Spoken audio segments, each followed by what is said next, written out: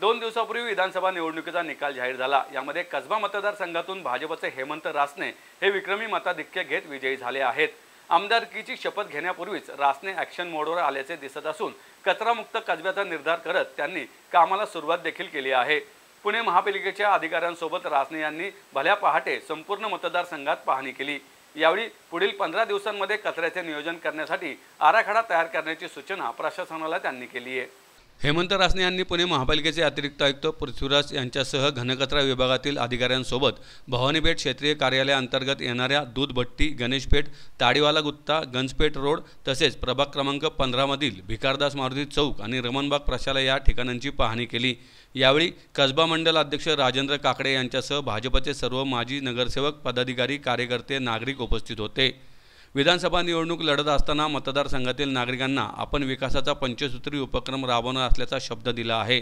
यामध्ये स्वच्छ, सुंदर आणि आरोग्यदायी कसबा घडवण्यासाठी विशेष आराखडा तयार करून कार्यवाही केली जाणार असून पुणे महापालिकेच्या अधिकाऱ्यांसोबत आज विविध ठिकाणी पाहणी करण्यात आली। कसबा मतदारसंघाला ऐतिहासिक वारसा असून जगभरातून नागरिक येथे भेट देतात, त्यामुळे संपूर्ण मतदारसंघ कचरामुक्त करण्याचा संकल्प असल्याचं हेमंत रासने यांनी सांगितलंय। आज आपण ज्यावेळेस मी कसबा मतदारसंघातून निवडणूक लढवत होतो तेव्हा काही माझ्या मनातील संकल्पना मी मांडल्या होत्या, जाहीरनाम्याच्या माध्यमातून मांडल्या होत्या।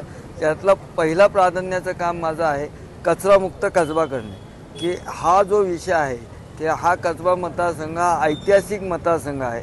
छत्रपती शिवाजी महाराजांनी सोन्याचा नांगर फिरवून या वस्तीची निर्मिती केली। बाजीराव पेशव्यांनी आटकेपार झेंडा नेला। याच कसब्यातनं महात्मा ज्योतिबा फुले, सावित्रीबाई फुल्यांनी स्त्री शिक्षणाची मुहूर्तमेढ रोवली आणि लोकमान्यांनी स्वातंत्र्याचा संदेश याच ठिकाणावरून दिला।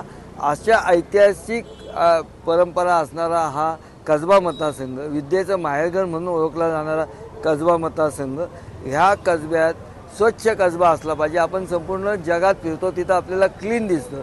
आज आपण या देशामध्ये इंदोरचं नाव घेतो, तसं कसब्याचं नाव हा क्लीन कसबा म्हणून घेतला पाहिजे।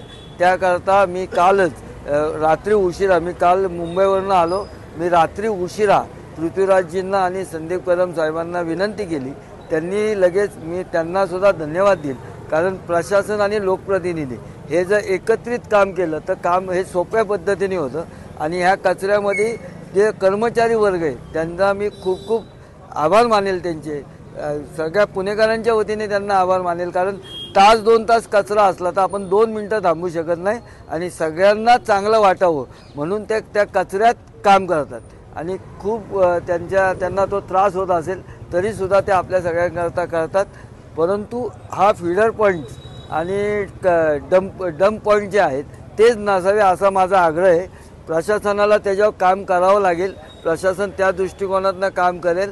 मग आम्ही एकत्रित बसून हा प्रश्न कसा लवकरात लवकर मार्गी लागेल ह्याकरता प्रयत्न करू।